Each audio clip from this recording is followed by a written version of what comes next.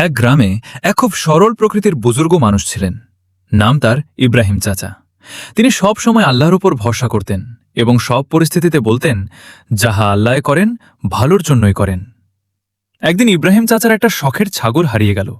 সারা গ্রাম খুঁজেও ছাগলটা পেলেন না। পাড়ার লোকজন এসে সমবেদনা জানাতে লাগল। এক প্রতিবেশী এসে বলল, চাচা, আপনার ছাগলটা তো চুরি হয়ে গেল বা মারা গেল, আপনার কিছু হলো না? এত বড় ক্ষতি হয়ে গেল।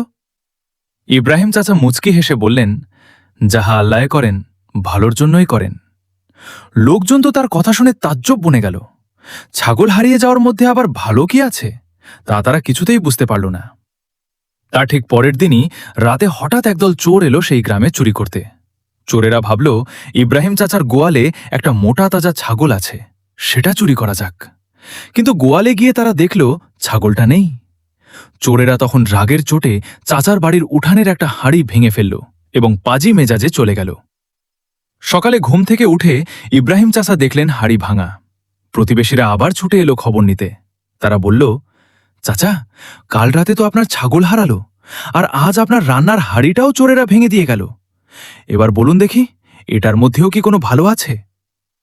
ইব্রাহিম চাচা শান্ত গলায় আসমান পানে তাকিয়ে শুকরিয়া আদায় করে বললেন, আলহামদুলিল্লাহ, কাল যদি আমার ছাগলটা গোয়ালে থাকত, তবে চোরেরা ছাগলটা তো চুরি করেই নিয়ে যেত, সাথে আমাকেও হয়তো পেটাফটু বা বেঁধে রেখে যেত।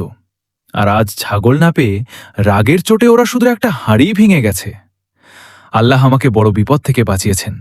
দেখছেন তো, আল্লাহ যা করেন ভালোর জন্যই করেন। সবাই চাচার এই অবিচল ঈমান আর চমৎকার ইতিবাচক চিন্তা দেখে অবাক হয়ে গেল এবং হাসি মুখে বুঝল যে আল্লাহর হুকুমের ওপর ভরসা রাখলে যে কোনো বিপদের মধ্যেও শান্তি খুঁজে পাওয়া যায়। ইতিহাস এবং ইসলামের অজানা ও আকর্ষণীয় তথ্য জানতে আমাদের হিস্ট্রি এবং ইসলাম চ্যানেলটি সাবস্ক্রাইব করে সাথেই থাকুন। ভিডিওটি ভালো লাগলে লাইক ও শেয়ার করতে ভুলবেন না। সবাই ভালো থাকুন, সুস্থ থাকুন। আল্লাহ হাফেজ।